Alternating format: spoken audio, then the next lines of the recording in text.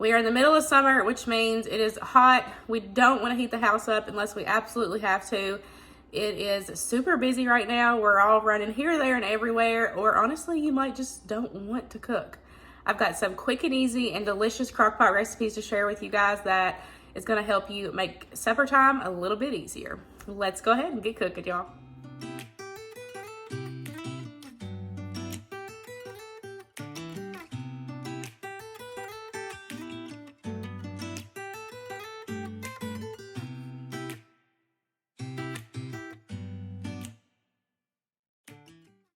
Up first is a family favorite Italian chicken pasta.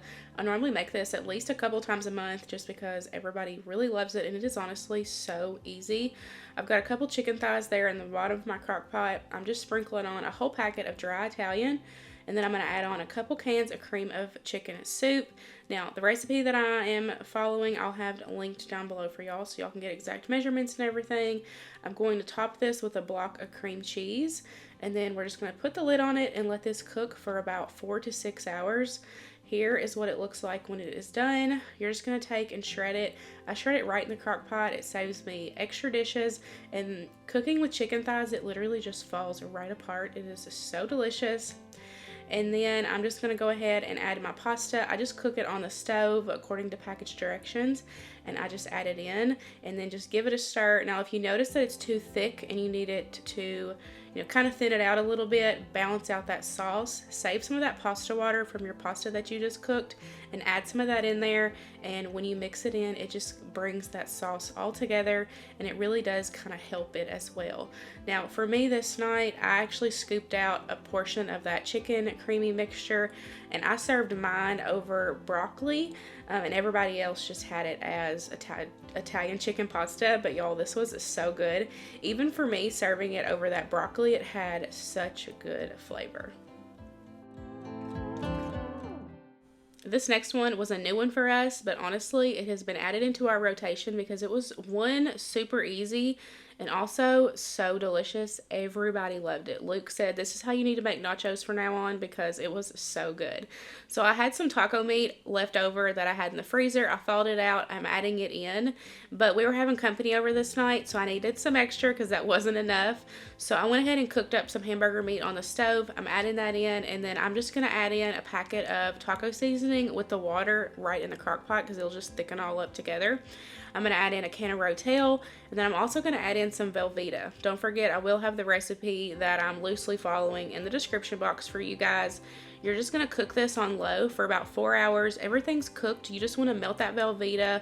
You're literally making, like, y'all know that famous Rotel dip? You're making it, but it's going to be a lot thicker, and it is literally perfect for nachos. This is so good, you guys.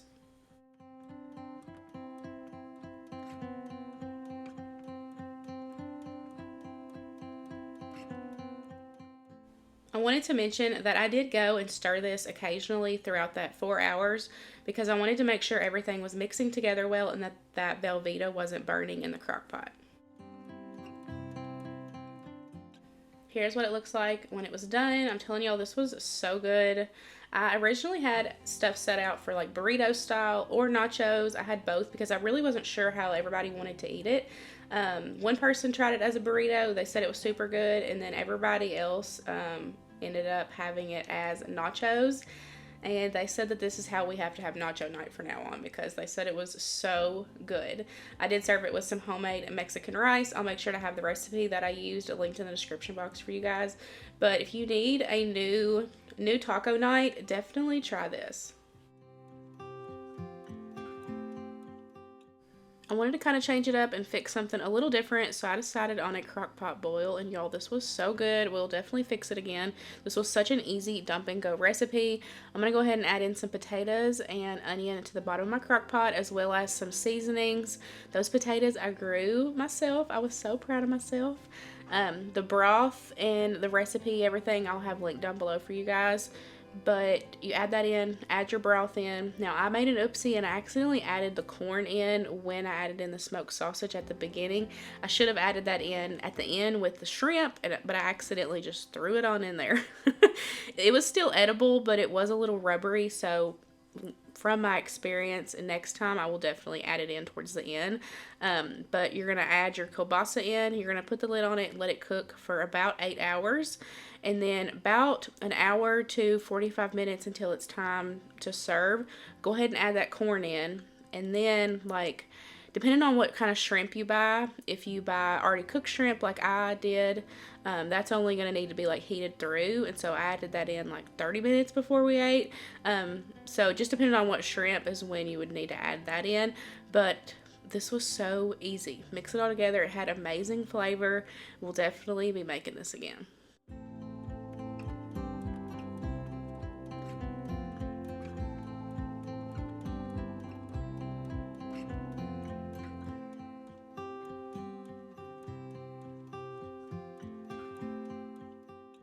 Here's what it looks like when it's all done with the shrimp and everything added in. I just served it in a big Tupperware container, and I just put that in the middle of the table, and everybody just scooped out what they wanted and put it on their plate. This was so good. Next time I will put the corn in at the right time, but we will definitely be having this again. Last but not least is garlic parmesan chicken pasta. Y'all, this was so good. So in the past, we had used Buffalo Wild Wings garlic parmesan sauce, and y'all, it was way too spicy. We could not even eat it. And Sammi over at Managing the Maze, I'll make sure to have her channel linked down below. She recommended this Sweet Baby Ray's, and y'all, this is it. This is our new favorite. It was literally so delicious. It had no heat whatsoever. It was perfect. I added that whole bottle in there. I'm going to top it with a block of cream cheese. And I added in a little bit of heavy cream into that bottle, and I just shook it up really good just to get any last bit of that sauce. And that heavy cream is just going to kind of make it a little bit more creamier. So I'm going to put the lid on it, and I'm going to let this cook for about 4 hours. And then we are going to just shred that chicken up right in the crock pot. It just falls right apart. And I'm going to go ahead and cook the pasta on the stove according to package directions, and then we're just going to add that directly in. Stir it up just like the other recipe. Add in some pasta water if you need it. But y'all, this one, I love both of the pasta dishes that I shared in today's video, but I think this, with using the Sweet Baby Ray's, I think this is my new favorite. I'm going to be honest. This was so, so good.